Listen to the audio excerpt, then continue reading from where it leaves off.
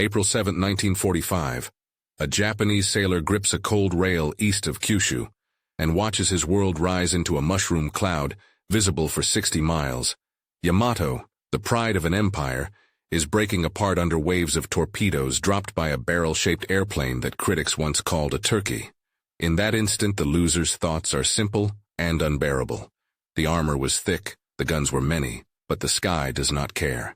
Something built far away has learned how to make giants drown. This is where our story begins. In the moment defeat becomes a teacher. The men on Yamato are not villains. They are sons, husbands, apprentices, sailors who were told that steel could stand against history. The lesson comes from an unlikely source. An American torpedo bomber once mocked in its own house. It flew heavy. It looked wrong. It burned in a test flight before the war. And still it returned, stronger, multiplied, patient. August 1st, 1941. Long Island. The prototype. Lifts, awkward and stubborn. November 28th. It catches fire and falls. In the Navy's back rooms, skeptics whisper that complexity is just another word for failure. Across the ocean, Zero pilots and U-boat captains expect easy prey. At Midway, many torpedo crews die exactly as predicted. One Avenger lands shot to pieces, proof of a new kind of survival. In the Atlantic, U-boat commanders feel the night turn against them as radar and patience circle their boats. The losers in this story change faces, American, Japanese, German, but the feeling is the same. A slow realization that the rules are different now. This aircraft was not celebrated because it was beautiful. It was feared because it would not stop. It carried the weight of armor, the burden of systems, the quiet promise to bring its crews home. That promise did not save everyone. It could not. But it saved enough to turn battles, and it saved enough to turn minds. If you have ever wondered how a machine can humble empires and still be gentle to the men inside it, stay. We will walk with the pilots who survived, the sailors who did not, and the engineers who refused to accept that toughness was a flaw. The Avengers' story is not only about victories, it is about what the defeated saw when they looked up, and knew the future had found them. November 28, 1941. A prototype over Brentwood, New York, catches fire. Two figures spill into cold air. The aircraft that was supposed to protect crews is burning around its own designers. On the ground, some men flinch and others fold their arms. A few critics almost smile. They have a sentence ready. Too heavy, too complex, too late. If you want to understand how losers think in war, start here. With smoke, with doubt, with the fear that your work will kill the people you meant to save. The United States Navy had written the challenge in March 1939. A list that sounded like defiance. Top speed near 300 miles per hour. Range of 1,000 miles. A crew of 3. All ordnance inside a bomb bay. Armor for the crew. Self-sealing fuel tanks. A powered dorsal turret, but not the old way. Electric, fast, and reliable. It was more than a wish. It was a judgment on a world that had already punished light aircraft. The Douglas TBD Devastator had entered service in 1937 and was already old. The next crews would be losers if nothing changed. 13 companies tried. Vought offered the Bo XTBU-1, sleek and loved by evaluators, and won the initial praise. Grumman submitted the XTBF-1, a blunt giant that looked like someone had inflated a wildcat until it groaned. The pretty design won the contract, then lost the time. Vought was drowning in F-4U Corsair orders and could not deliver. The Navy moved the contract to Grumman, and a new, quiet humiliation settled in at Vought. It is a special kind of defeat to lose for being too successful at something else. It is another loss to win beauty, and then watch ugly get built. At Grumman, the burden fell on Robert Hall and a team that carried fear with their notebooks. Every requirement added weight.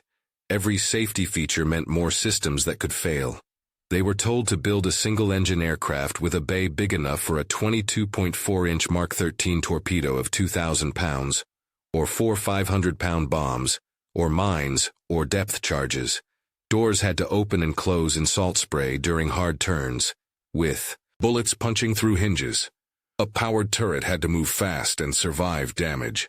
Hydraulic and manual systems had failed before, so they bet on electricity. If the electrical system died, a real man in a real seat would die next. Do you pull back from that?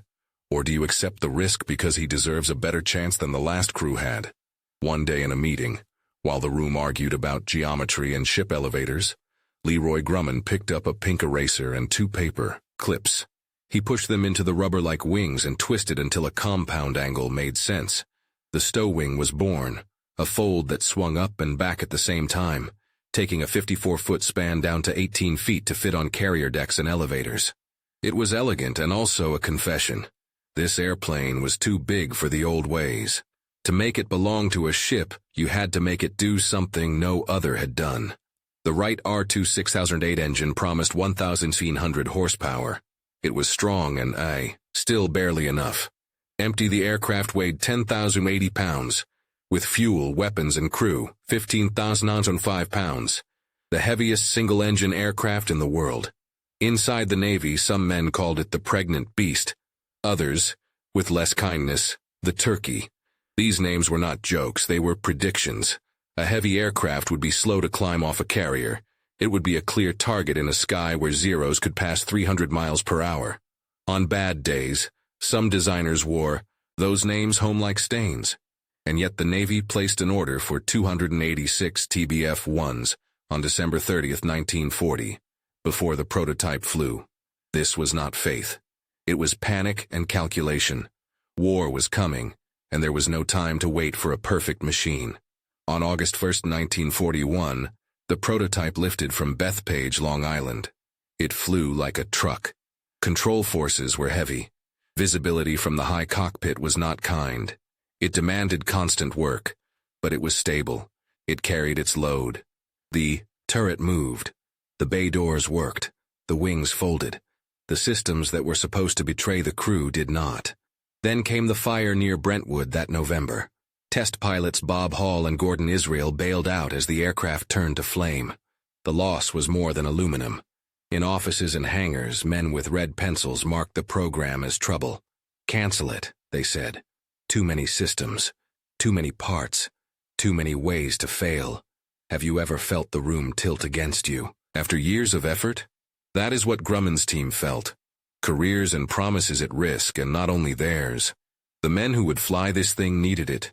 And the men who would build it needed it to work.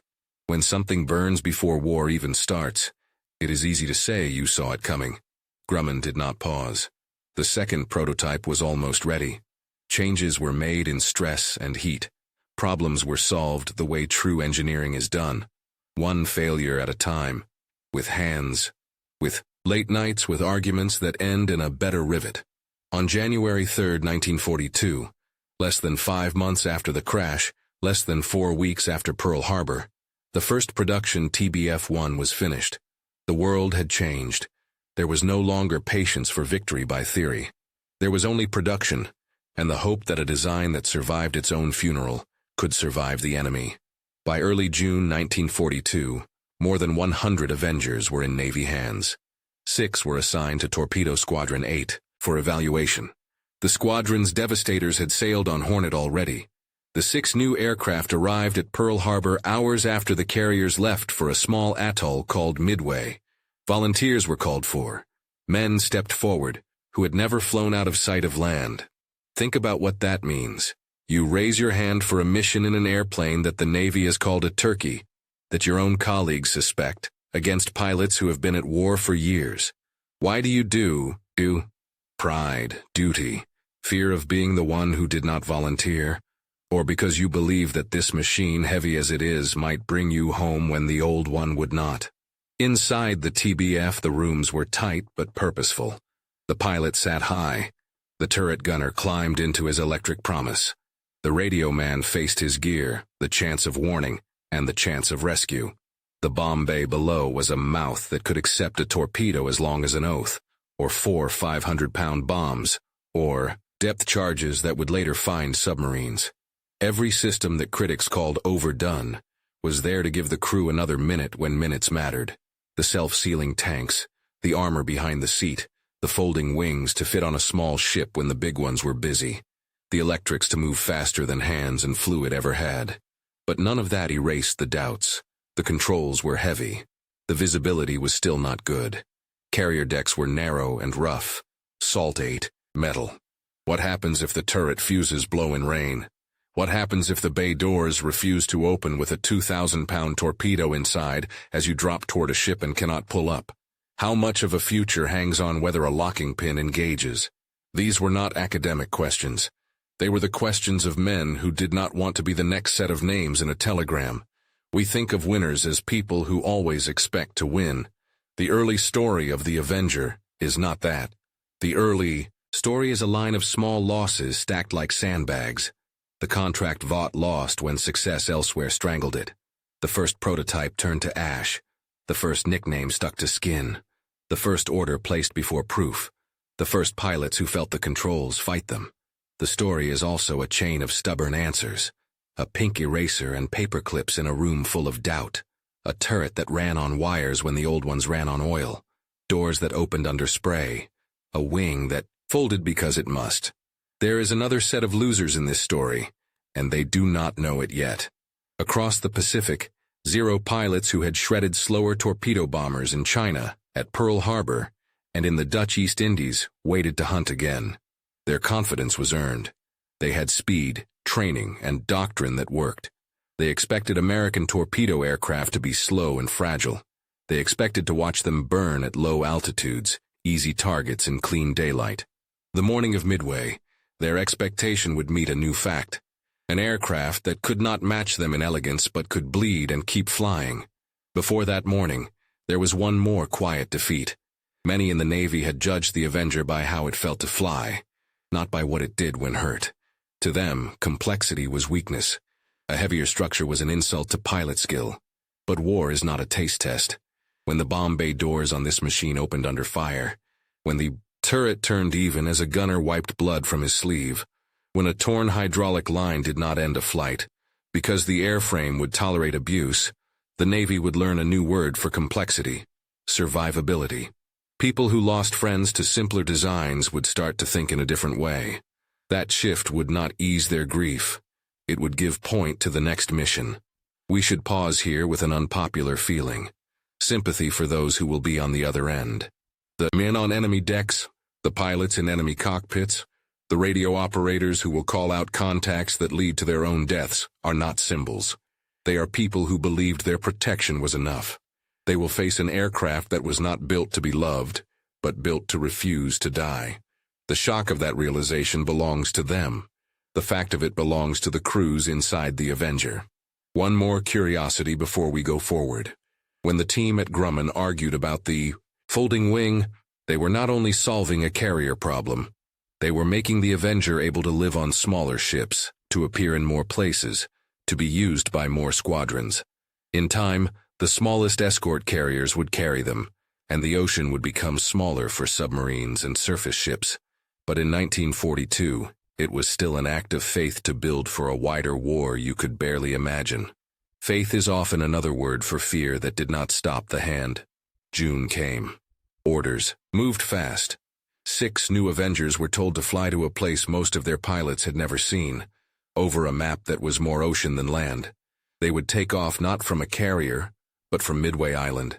They would do it at 0710, in formation, into a sky that would soon fill with Mitsubishi A6M0 fighters flown by veterans who knew exactly how to break formations and cut men down.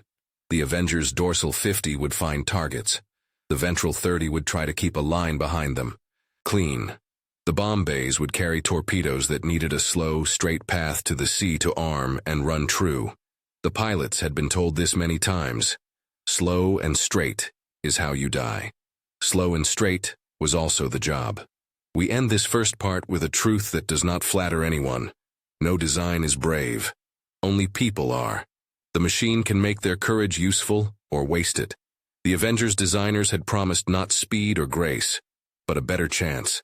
On a runway at Midway, 6 crews trusted that promise. Some would not come back. One would come home torn open yet alive. The critics would have one more word to swallow. The enemy would learn a new rule. In the next part, you will see how defeat teaches faster than victory, and how an aircraft born from insult faced the most experienced carrier force in the world and refused to die on schedule. June 4th, 1942, 0710. The first 6 Avengers rise from Midway like heavy promises, and somewhere over the water, a Japanese pilot smiles. These are the slow targets his instructors told him about. He lowers his nose, certain of the ending, certain of the old rules. But old rules have a way of cracking in one loud second. If you have ever walked into a meeting knowing people expect you to fail, if you have ever felt eyes waiting to see you break, you already know the air those crews breathed as their wheels left the runway. Most of the pilots had never flown out of sight of land. Imagine your first highway drive happening in a storm with wipers failing and a truck rushing toward you. That is what the horizon looked like from those canopies. The plan called for courage and a straight line. The Mark 13 torpedo needed a slow, level approach to enter the water and arm. Slow and level is also how you die when Mitsubishi Zero fighters can sprint past 300 miles per hour and curve over you like knives. Inside each Avenger, there were 3 men and 1 idea. Take the hit, deliver the weapon, try to come back. From the vantage of a Zero cockpit, the first pass is clean. The dorsal 50 caliber gun spit back, and the ventral 30 flickers below, but the formation breaks. An Avenger falls, then another. It looks like every story the Japanese veterans told. Torpedo planes always burn when they come in low. But then something small and private happens inside one attacker's mind. He looks back and one of the targets is still there. He has put 20mm cannon shells through its wings and 7.7mm rounds through its tail, and yet the nose keeps lifting. He will not forget that sight. Later, after Midway turns against Japan, he will think of it when a battle seems certain. Why did that one not die? The American names in one of those heavy airplanes are Albert K. Ernest, J. Darrell Manning, and Harry Ferrier. Ernest is the pilot. Manning, the turret gunner, is already gone, killed instantly when a cannon shell tears through him. Ferrier is 17 years old, the radio man, bleeding from head and wrist, dizzy, refusing to stop speaking into a set that may or may not work. The hydraulics fail. The electrical system sputters and smokes. The instrument panel shatters. The cockpit is slick with blood. If you have ever tried to keep a simple promise while everything breaks, finish the shift, bring your child home, hold your breath while the doctor reads the numbers, you can feel the tremor in Ernest's hands and the numb focus in his eyes. He is flying a building. He is steering weight and duty. 5 of the 6 Avengers are shot down. The critics in distant rooms will count them and circle a number, 83% casualties. They will say this is proof of a failure. But the one that does not fall becomes a problem, that no ledger closes. Ernest aims for Midway and refuses to stop. The right radial engine keeps pulling through hits that would normally silence it. Self-sealing. Fuel tanks prevent fire. Armor behind the seat keeps a cannon shell from ending him. The bomb bay doors open and close under punishment. The turret keeps working until the man in it can no longer breathe. Piece by piece, the supposed weakness of complexity becomes a lifeline. The Avenger crash lands with 1 dead and 2 bleeding, and for a long time after, men with clipboards and hard faces will come to look at it the way a family looks at a car seat after a wreck. 9/20 hits. 64 7.7mm bullets. Nearly every system scarred, but the airframe still obedient. The story you tell yourself about too complex to trust does not survive that inspection. There is another American story at Midway that should be told in the same breath, because fairness is part of respect. 15 Devastators from Torpedo Squadron 8 launch from Hornet and do not return. 29 men die. Only Ensign George Gay lives, floating in the water, watching the IZ battle unfold above him while his squadron's absence becomes a fact. It is easier to talk about success than to meet this kind of loss with open eyes. But if you have ever worked hard and then watched someone else arrive with new tools and survive, you know the sharp mix of pride and grief in that moment. The Devastator crews were brave.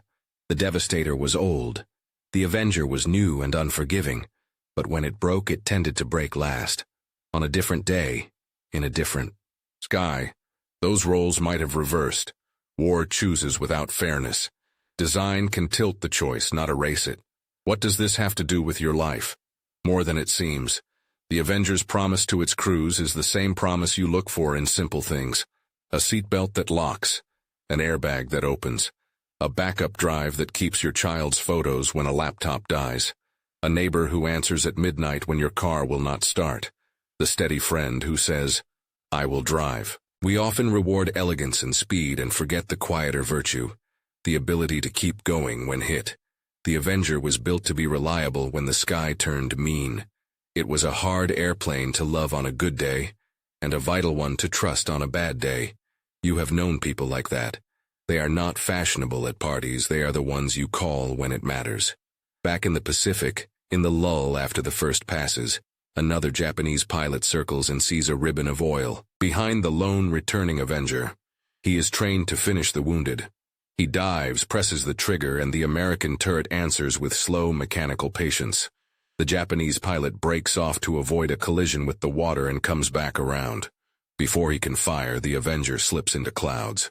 He will write in a letter later that he felt cheated of a victory. He will not know that inside that cloud a 17-year-old is holding the radio to his ear and trying to stay awake while his pilot flies by smell and memory. Sometimes the story a loser tells himself is the only way he can sleep. Sometimes the truth is more difficult. The other man survived because the machine beneath him refused to give up. When the battle ends and the big news breaks, 4 Japanese carriers lost, the balance of the Pacific changed. Most people forget the 6 Avengers from Midway and the 15 Devastators from Hornet. But inside the Navy, a quiet argument starts. Cancel the Avenger. Say the voices who count bodies. It is too slow. It is too heavy. It kills crews at low altitude. No. Say the engineers and the intelligence officers who touched Ernest's aircraft. The machine did what we built it to do. It took a number of hits that would have destroyed 10 normal aircraft and still delivered 2 men to a runway. The turret worked. The doors worked. The wing folds held. The engine ran. The fuel did not explode. The word we need is not failure. The word we need is survivability. If you have ever sat across from a manager who told you your project was too complicated, that the team could not maintain it, that people would never use it, and then watched your work carry a crisis without breaking, you know what those engineers felt. It is a strange victory.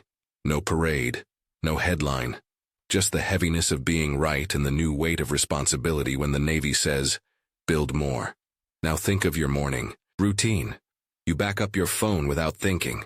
You check the smoke detector battery. You keep a spare key with a friend you trust. These are small acts of Avenger thinking. They cost weight and time. They save you when the day goes wrong. The critics of redundancy are loud when the sun is out.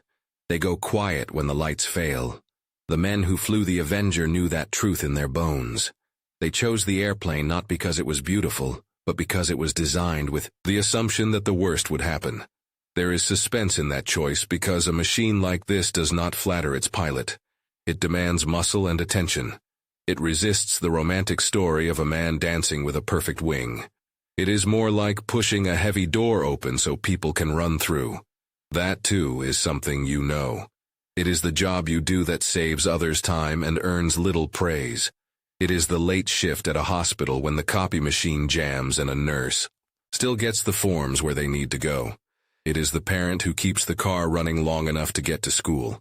It is the quiet worker who brings the project back from the edge without an all-hands email. It is not glamorous. It is necessary. So what did Midway teach the losers in this story? For the torpedo crews, it taught that courage without protection is a tax the enemy will gladly collect.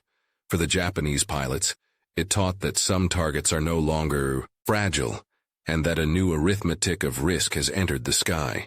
For the American Navy, it taught that a hard-to-love airplane could change the survival rate of its crews, and that this mattered as much as any single hit on a ship. For anyone watching now, it teaches that design is a moral choice dressed up as engineering. Build for speed and you may win a race. Build for survival and you may win a war. Before we move forward, I want to invite you to stay with us as we follow this machine and the people around it into darker nights and wider oceans. If this story moves you, if you believe that learning from defeat makes us wiser, tap the red button in the corner and subscribe now. Join a community that honors the crews who did not return, the engineers who argued for safety, and the sailors who learned the hard way that armor can drown. Subscribing means you will not miss the next chapters. The first carrier killed by Avengers, the U-boats hunted in black water. The moment an entire fleet turns on its lights to bring their people home. Do it now, while the feeling is fresh. Be part of keeping these voices alive. Because the next surprise is not a dogfight, it is a change in the map. The Avenger will leave the warm violence of torpedo runs and enter a colder, patient war, where radar hears what eyes cannot see, where small escort carriers turn the night itself against submarines, and where the slow becomes the steady. The same heavy airframe that crawled across Midway will spend 8 hours at a time over Atlantic gray, and men who once hunted at night will find the dark no longer loyal. Before that, one last image from Midway to carry with you. A ground crewman running his hand over a hole the size of a fist in an Avenger's wing, then looking up at the young pilot who walked away. The crewman laughs once, not because any of this is funny, but because sometimes the body needs to choose a sound. That is not crying. He pats the metal hard, as if the airplane were a tired animal, and says, "Good boy." If you have ever thanked an object for not failing when you needed it, you understand that moment. A kettle that did not crack in winter. An old phone that made one more emergency call. An engine that coughed and then caught. It is strange to love a thing, but sometimes a thing returns the favor by doing exactly what it was made to do. Midway was a victory written in Sank headlines for carriers and dive bombers. For the Avenger, it was a rough prologue, a harsh test that proved one quiet truth. When everything that can go wrong does, the right kind of machine keeps you alive long enough to try again. In the next part, we will see what happens when that truth scales up, when American factories speed the heavy heartbeat of this airplane, and when the night, once the friend of hunters, starts to listen to a new master. Eastern Solomons, August 24th, 1942. The Avenger returns to the stage not as a battered newcomer, but as a deliberate instrument. 28 of them from Saratoga's VT-8 and Enterprise's VT-3 do not rely on speed they do not have. They rely on timing. They come in like moving parts of a clock, not heroes in a sprint. The light carrier Ryujo dies by angles and patience, multiple torpedo paths converging the way worry converges on a single decision you cannot avoid. When the wakes cross her hull, men on her deck grip rails and stare at the water, as if staring could stop physics. It cannot. What changed between Midway and here is not the airframe. It is the people. Pilots learn that the Avenger is not a dance partner. It is a tool that rewards calm. Turret gunners stop spraying at every shape and wait for the moment a zero fills their sight. Radio men tune out fear and keep the circuit clean. Coordinated approaches replace desperate charges. When survivors from Ryujo later write home, they do not describe beauty in the sky. They describe a method that felt like a trap closing. A few weeks later, on the night black waters around Guadalcanal, the battleship Hiei becomes a different kind of lesson. She is crippled by night fighting and still immense. A steel mountain with 14-inch guns and men who believe armor can outlast anything. Avengers climb into morning weather and do not argue with her guns. They put torpedoes into her with the same heavy patience. The sound on Hiei is not like shell fire. It is a thud and a groan and a tilt that does not correct. Sailors run numbers in their heads. Counterflood, pump, brace. Some pray. The ship they were told could not die begins to lean toward a kind of sleep she cannot wake from. For the Avenger crews, these hits do not feel like triumph. They feel like relief mixed with sadness. You can hear it in the clipped voices on debrief. The aircraft that critics called a turkey is now killing capital ships. The detail that makes this important is not the death count. It is the discovery that the Avenger's strengths, range, stability, and internal capacity produce results even when everything else goes wrong. A machine designed to survive is suddenly teaching others how to die. What changes when timing, not speed, becomes the weapon? In the Atlantic, the Avenger meets a new enemy with an old habit. U-boats surfacing at night to breathe and kill. Escort. Carriers join convoys like sheepdogs on gray seas. The TBF-1D arrives with ASB surface search radar, a bulbous set that makes the sky hear as well as see. Avenger crews learn to read screens and rain at the same time. They lean over scopes and trust green ghosts to be real. It is not glamorous, it is work.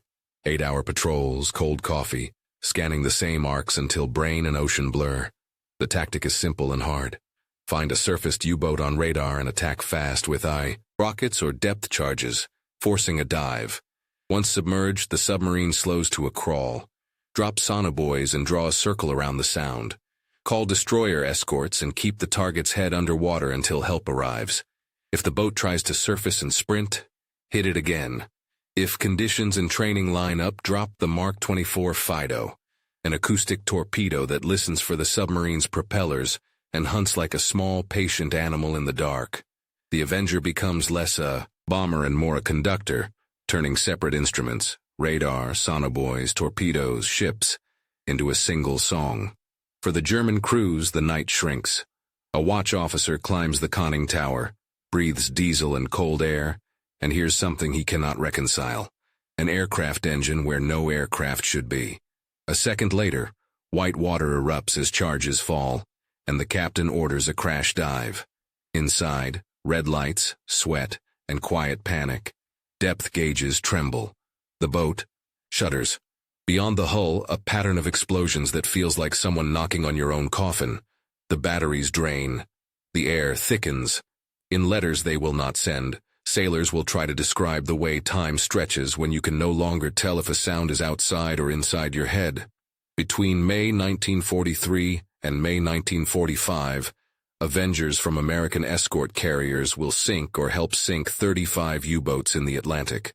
British Tarpons and Avengers add their share. In the Pacific, Japanese submarines also join the ledger. The numbers are clean, the reality is not. These kills are long, procedural, the opposite of cinema. They happen because men learn to wait and because machines built for one job adapt to 3 more. The Avenger's large bomb bay carries depth charges in the morning, Fidos at noon, and mail at dusk.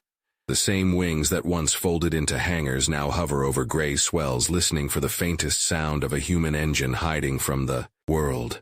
When does a hunter know the night has changed sides? Life on an escort carrier is a quiet struggle against space and weather. Deck crews move Avengers with inches to spare, their gloves black with oil and salt.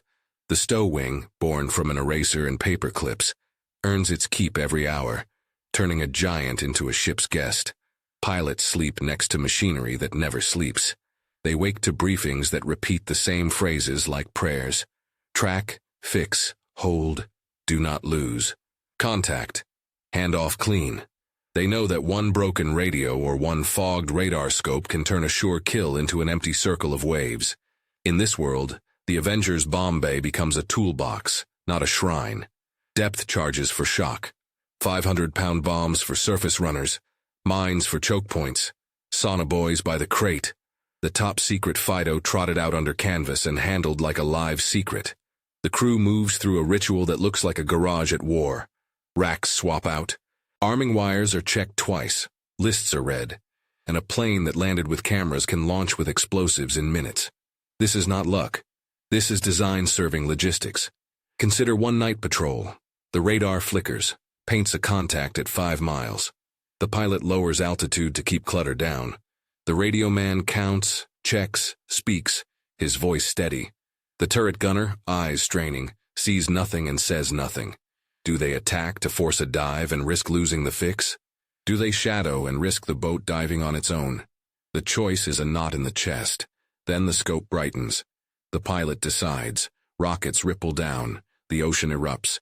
Black hull, foam, a dive. Now the careful part, buoys in a pattern, speed to a circle, destroyers inbound. Every piece holds because each piece has a backup. A simple airplane would be simpler to break. Inside the U-boat now, a radio man thinks of his mother. He tries to send a burst, but the antenna is useless. Underwater, he listens for instructions that will not come. The captain orders silence. Men count seconds by breath. The boat tilts slightly. Someone retches. Someone prays. The banging outside is a pattern he has heard in training and never wanted to meet in life.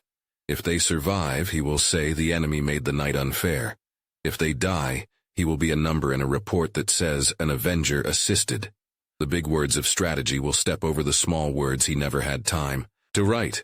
What would you choose in that cockpit or in that hull? Strike now and risk, or hold and hope your training is enough. Out in the Pacific through 1943 and into 1944, Avengers learned to stretch farther than torpedo doctrine ever asked. They reach for targets at distances that once belonged to myth. Crews plan fuel like it is blood. They trade stories of best altitudes, of what angle keeps a zero out of the turret for one more second, of how to use clouds as armor.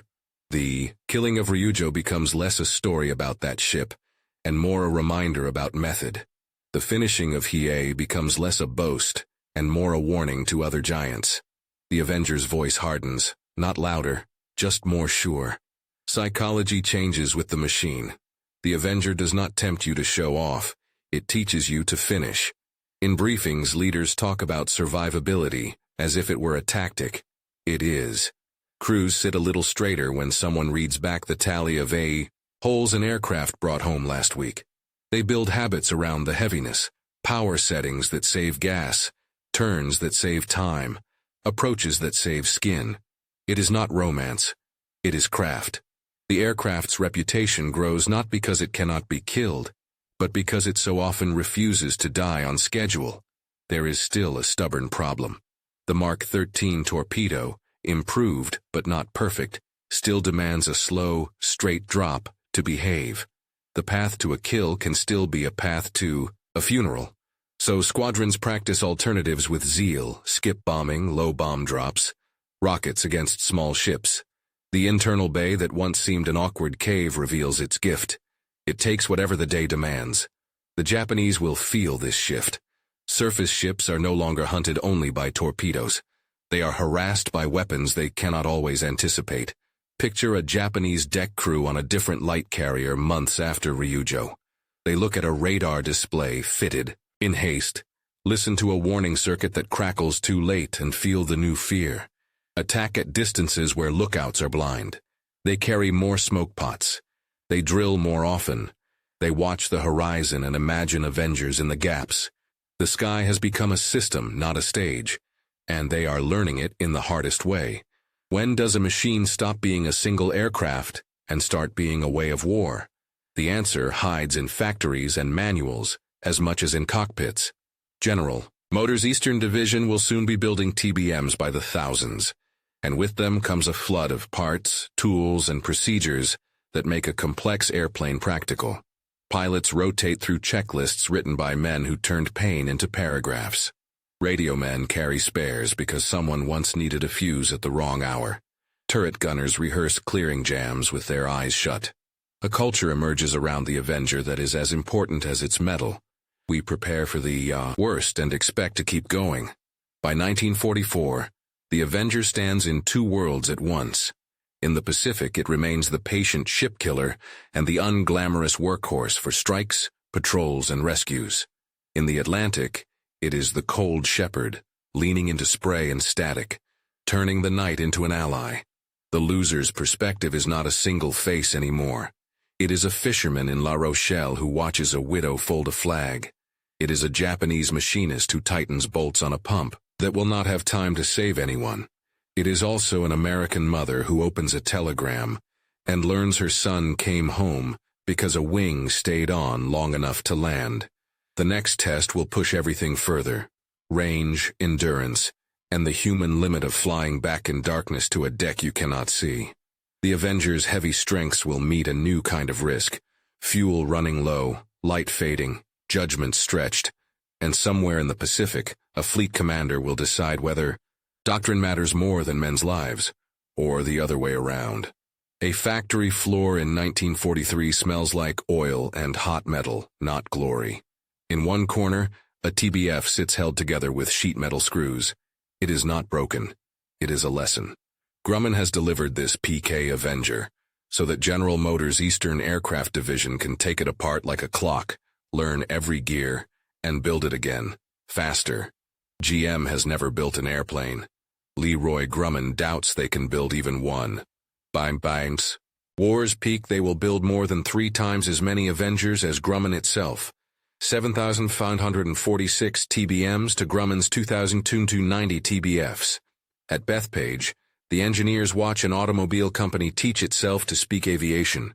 In Detroit and Trenton, auto workers used to fenders and frames start riveting wings. The conversion is astonishingly quick. American industry does not argue with the calendar. It retools. The TBM-3 arrives in mid-1944 with a stronger heart. The R2-620 engine rated at 900 horsepower. The airframe's weight has not gone away. It has been joined by more radar, more fuel, and more armor. Complexity is no longer an insult. It is a price that crews will pay gladly if it means coming home. Manuals change as fast as parts lists. Teams learn that this airplane's secret is not speed. It is endurance, range, and a bomb bay that accepts whatever the day demands. A Mark 13 torpedo, 4 500-pound bombs, depth charges, mines, even the top-secret Fido. Torpedo. June 1944, the Philippine Sea, the day people will later call the Great Marianas Turkey Shoot. American fighters shoot down over 250 Japanese aircraft in a single day. But the test that defines the Avenger does not happen at noon. It happens at dusk, when Admiral Mark Mitcher learns the Japanese carrier force is retreating at the edge of range. He launches a massive strike anyway, over 200 Avengers among them, knowing many will have to navigate home in darkness with fuel near zero. The weather sours. The light fades. Avengers from the carrier Belleau Wood find the light carrier Hio and put torpedoes into her as the horizon vanishes. On Hio's decks, sailors hear the hollow thump of hits and feel the deck shiver. Smoke, then fire, then a fatal list. 247 Japanese sailors do not see the night again. The turn home is a test of faith with numbers. Instruments glow, fuel needles fall. Some Avengers glide toward their carriers with dead engines. Mitcher breaks every blackout rule and orders every ship in the U.S. fleet to turn on its lights. The ocean becomes a city. It is an act of mercy and risk. Flares rise. Flight decks glow like beacons. Some planes ditch short. Some crash on deck. Some arrive on fumes. 80 pilots and crew are lost. Many more live because someone chose visibility over doctrine. If you have ever turned on a light in your house so someone you love could find the rail door, you understand the scale of that decision, just multiplied by a fleet in combat. By the summer of 1944, the numbers behind the Avengers' presence are global in weight. Nearly 10,000 Avengers will be built from 1942 to 1945, at rates that top 200 per month. Over the course of the war, they will fly more than 46,000 combat sorties.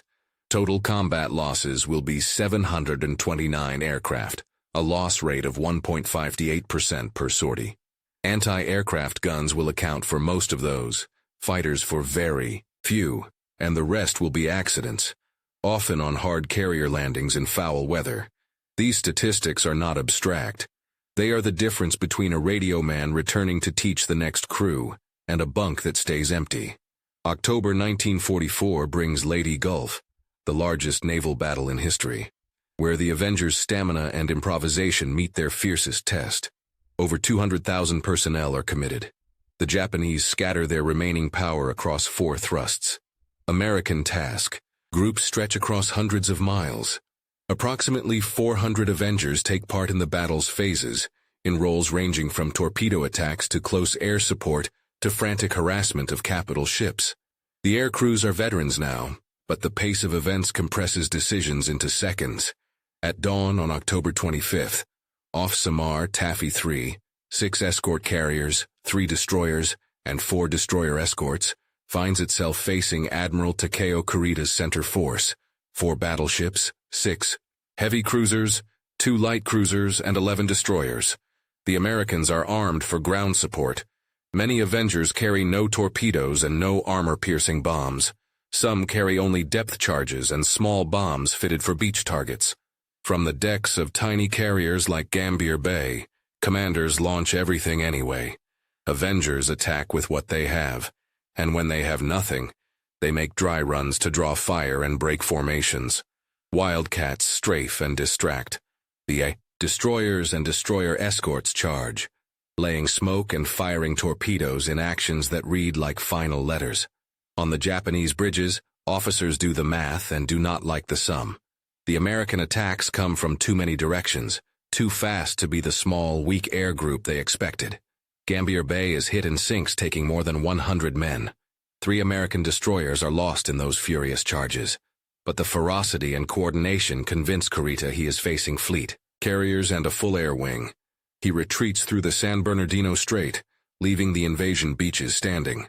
The losers on both sides feel the truth in their bodies. On American decks, men count the empty places at mess. On Japanese ships, sailors stare at shells stacked for a battle they chose not to finish. The Avenger's role at Samar is not elegant. It is relentless, and it helps turn the largest gun battle since Jutland with weapons that were not designed for it. The day before Samar, October 24th, the super battleship Musashi tries to force the Sibuyan Sea. She is the largest battleship ever built, with armor many believed could shrug off anything. American carriers launch 6 waves totaling 259 aircraft, Avengers, Helldivers, and Hellcats. Torpedo runs come from both sides, aiming to split the ship's defenses and force counterflooding that worsens the list. The exact number of torpedo hits is debated. One common figure is 10 to port, and 9 to starboard, while Japanese sources cite 11 total. 17 bomb hits add to the damage. Inside Musashi, men feel the deck tilt and never come back level. Pumps run, doors slam, orders echo down steel passageways. As hours pass, crewmen move ammunition by hand to counterbalance a ship that will not obey. Just after 7:30 p.m., Musashi capsizes and sinks. 1,023 of her crew die. The myth that armor can outlast the sky ends in cold water. 5 months later, April 7, 1945, Musashi's sister ship Yamato leaves port for a one-way mission toward Okinawa, with only enough fuel for the trip out. Operation Tengo. American submarines spot her. The U.S. fleet launches everything, 386 aircraft, nearly 150 of them Avengers. The first wave hits from port, the second from starboard. The third finds her already listing but still firing. Torpedoes strike low where battleship armor is weakest. Bombs punch through upper decks to set fires. At least 11 torpedo hits are recorded by American accounts.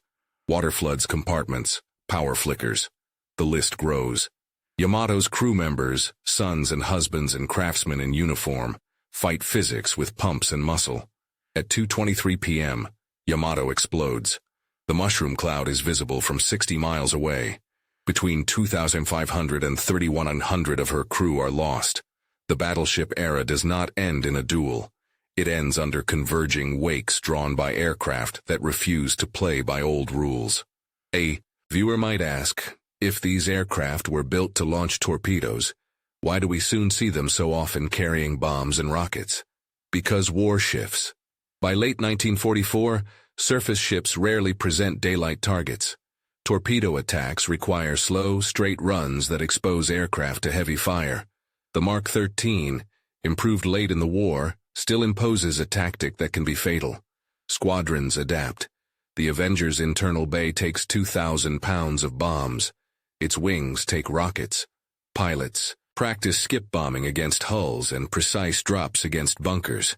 The aircraft becomes the all-purpose hammer at island landings, crushing gun pits, cutting roads, smashing caves. It is less glamorous than a torpedo hit on a carrier. It is more important to Marines under fire.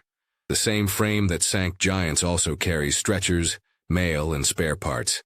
It flies search and rescue, listens for faint emergency beacons, and circles until a rubber raft is found. Global statistics underline the quiet violence. By the end, Avengers will help sink or sink outright 12 carriers, 6 battleships, including the 2 largest ever built, 19 cruisers, 25 destroyers, and approximately 30 submarines. They will help send more than 1 million tons of enemy shipping under. The kill ratio measured in ships lost per aircraft lost will be unmatched by any American aircraft in the war. These tallies are not abstract King of the Hill scores. They represent front lines that move, convoys that arrive, soldiers who live to see nightfall.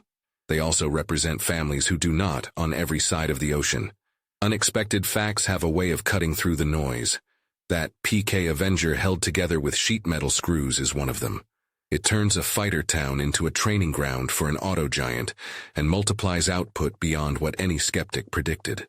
Another lies in Mitcher's order to turn on the lights, a violation of doctrine that saves people you can name. At Samar, Avengers fly dry runs without weapons to make warships turn their guns. Beyond the numbers, the war is filled with these human choices that bend statistics toward survival or loss. From the loser's perspective, the story is crowded. A Japanese sailor on Hio's hangar deck watches foam explode at the waterline and feels the ship groan, then list. He thinks of a younger brother still in school and wonders what a world without carriers looks like. A gunner on Musashi waits for the deck to come level and realizes it will not. He does math in his head, flooding, counter-flooding, and knows the sums fail. A machinist on Yamato tightens a valve and buys his ship 10 more seconds. A Japanese officer on a heavy cruiser at Samar watches escort carriers flee behind smoke and decides he is facing a trap too large to see. A widow in Kur and a widow in Kansas both read words that try and fail to explain why the men they loved are not coming home. On the American side, losers stand in this story too. The deck crew on Gambier Bay, who fight fires until the water takes their ship. The torpedo pilots who ditch at night on the way back from Hio and wait for rescue that comes too late. The wildcats that do not return from harassment runs. The destroyer crews on Hole, Johnston, and Samuel B. Roberts who know exactly what they are charging and go anyway.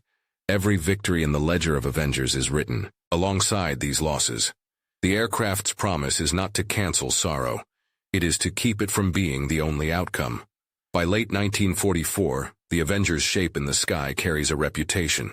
On Japanese ships, lookouts call them torpedo bombers, even when they are carrying bombs.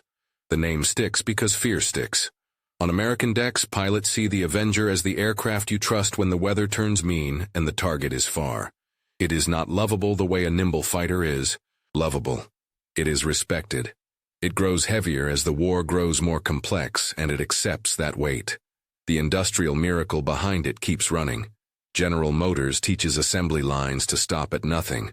Crews learn to swap out folding wing hinges as a routine job. Supply ships carry radar sets and sonobuoys as if they are food. On charts, ranges stretch. In briefings, the language of patience becomes a tactic. No one predicts how many lives this ethic saves. The closest we get is that low loss rate, 1.58% per sortie, drawn not from luck but from design that assumes the worst and refuses to fail first. In the ruins left by Musashi and Yamato, a new naval truth walks out into daylight.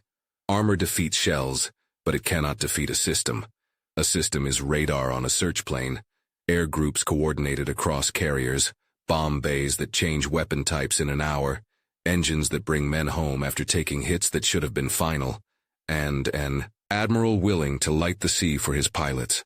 This is the world the Avenger helps build, by being versatile, by being tough, by being present everywhere it is needed. When people say the battleship died, it is tempting to make it a simple line. Air power beats sea power. The deeper line here is that survival became a strategy, and it was built into an airplane that critics once laughed at. That strategy turns up on escort carrier decks at Samar, in the gray night of the Kau, Philippine Sea, under the smoke of Hio, and in the pressure hulls of submarines praying for silence. It turns up in rivet patterns and redundant circuits, and in hands that know where the locking pin is when the wing must fold right now. The last image to keep from this chapter is not an explosion but a choice.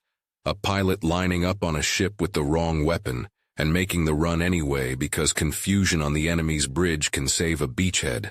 A controller on a carrier, turning his lamp in the dark because he would rather be seen than lose one more voice on the radio. A mechanic in a rain-slicked hangar deck replacing a relay by feel so a turret will move when it must. The Avenger pulls these choices into one frame, heavy, stubborn, and steady. The next step in this story will leave the largest battles behind and aim at something less visible and more permanent. A design philosophy that outlives the war. It will be written in the survival of young airmen who became husbands and presidents, in radar domes hung under the bellies of aircraft that stayed on duty into a new decade, and in a plain sentence whispered by men who touched down with fuel fumes in their lungs, "It brought us home." A restored Avenger crosses a summer sky, and the sound is not only an engine, it is the echo of choices. People on the ground look up, and do not all feel the same thing. A Japanese survivor hears that note and remembers the day the ocean turned white around Yamato, and strong men ran with hoses that could not keep up. A German widow, older now, thinks of a telegram that came when her husband's boat did not return to La Rochelle. An American daughter, whose father was a turret gunner, hears the same sound and feels pride wrapped around a dull ache. A museum label says, "Multi-role torpedo bomber." The people it touched would use different words: wait, duty, return. The plane's promise was simple and heavy: bring crews home. It could not keep that promise for everyone. It kept it more than others did. That difference is a place to start reflecting on the war itself, because World War II was not a movie with heroes and villains who never change. It was a flood of ordinary people asked to survive the impossible. On September 2, 1944, a 19-year-old pilot named George Herbert Walker Bush flew his Avenger over Chichijima.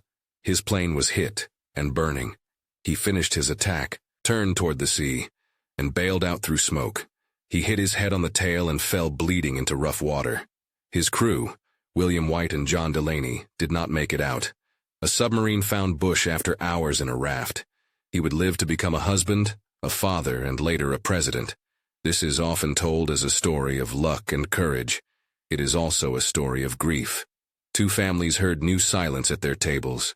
On the island, Japanese gunners did their job, and then listened to the raid move away, knowing more would come. No single story explains a war. Many stories sit together and refuse to agree. That is why they matter. By the end of the war, almost 10,000 Avengers had been built. They flew more than 46,000 combat sorties. 729 were lost in combat. The loss rate per sortie, 1.58%, was among the lowest for any combat aircraft of the war. You can see only math in those numbers, or you can see the human margin they create. Low losses mean more crews brought hard lessons back to their squadrons. More radio men taught the next class how to manage a blown fuse in rain. More turret gunners showed new men how to clear a jam by touch. Survivability was not a slogan. It was a way to keep experience alive. The aircraft's record in battle is written in ships rather than in dogfights. It helped sink or helped finish 12 carriers, 6 battleships, 19 cruisers, 25 destroyers, and about 30 submarines. It helped send more than 1 million tons of shipping under. This can sound like scorekeeping, but each number has faces attached. A Japanese sailor on Musashi held a ladder slick with oil and tried not to look down as the list grew. A U-boat commander felt the hull ring and prayed his boat would not go deeper. A merchant crew in the Pacific saw an escort Avenger overhead and felt a little less alone. The plane that helped kill Yamato and Musashi also learned to do the quiet work that wins wars. By late 1944, torpedo runs were rare because surface ships hid in port, and because a slow, straight attack would get you killed. Avengers carried bombs and rockets instead. They skipped bombs into hulls, broke bunkers, cut runways, and suppressed gun pits. They carried mail and supplies. They brought wounded out of places too small for bigger aircraft. They flew search and rescue, circling a patch of ocean until a single raft appeared. If you have ever waited by a phone, hoping for a call that says someone you love is safe, you understand what it meant to know a heavy plane with long legs was still up there, still looking. After 1945, the war ended, and the airplane did something rare for a wartime design. It found new purpose without new bloodshed. The U.S. Navy kept it in frontline service until 1954. It grew a belly radome and became the TBM-3W, one of the first airborne early warning aircraft. Its radar watched far beyond a ship's horizon so fighter controllers could guide defenses in time.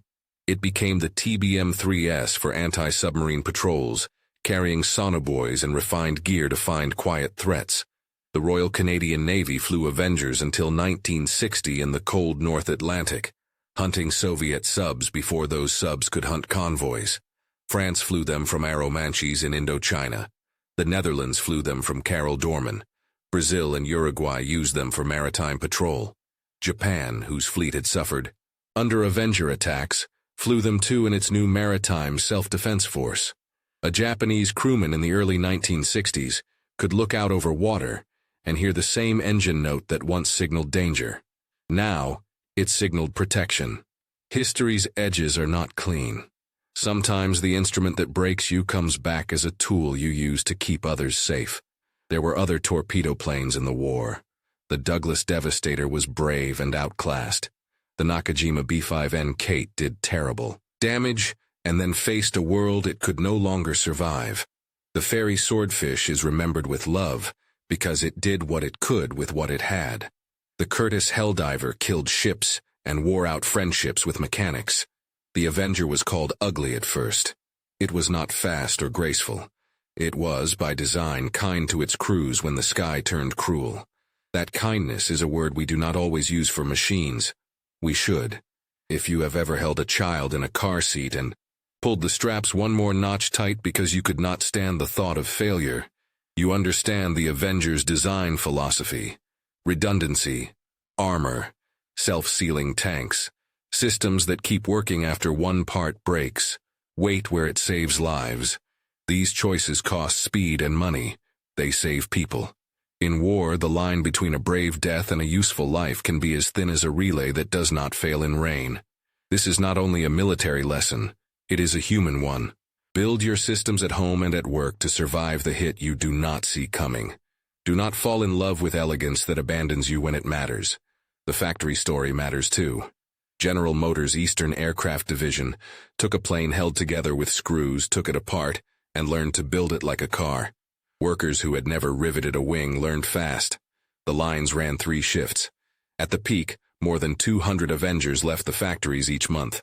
Leroy Grumman did not believe GM could build one. GM built thousands. These workers were not at sea. They were not in the photos. But when an Avenger came home with holes in its skin and systems that still responded, their hands were there, in every seam. If you have ever done a job that saved someone you will never meet, you are part of this story. For the losers in this narrative, dignity often lives in small places. A Japanese petty officer who keeps his men calm as their ship lists beyond, saving. A U-boat sailor who shares his last biscuit and cracks a joke in air so stale it hurts to breathe. An American widow who folds a flag and writes letters that are more generous than the war deserves. A Canadian crew watching cold spray ice on a wing and staying on station because a convoy depends on their patience. War makes people lose things they never get back. The least we can do is look at them, not past them. When people call the Avenger the most effective ship, killer among American aircraft, they are right on the numbers. But numbers are not the reason it still flies at air shows and still draws faces up. The reason is a quieter victory. It made survival a strategy, not an accident. It treated crews as precious, not as expendable. It turned complexity into mercy. It showed that engineering can be a moral act. It is hard to talk about World War II without slipping into myth. We want clean lines. Good, evil, victory, defeat. The truth was more crowded. The Avengers record sits in the middle of that crowd and asks hard questions. How much should you spend? How much weight should you carry, so that someone you will never meet can live? What counts more? Elegance on a good day or endurance on a bad one? Who gets remembered and who gets left behind in footnotes? The answers are not the same for everyone. But one answer is clear. If you can build in a way that keeps people alive, you should. Sometimes, at an air show, an Avenger lands and taxis near the fence. Children point. Veterans stand back. You can see lips moving as names are counted.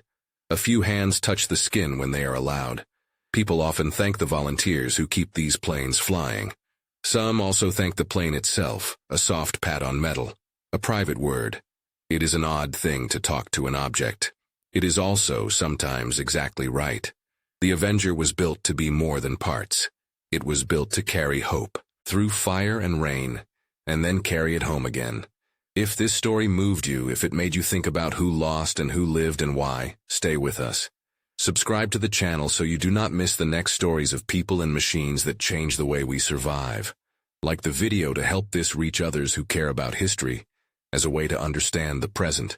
Share your questions or your own family's memories in the comments, anonymously if you wish. Your voice matters, and so do the voices of those who came before us. Let us honor them by remembering clearly, by asking better questions, and by building a world where survival is never an accident.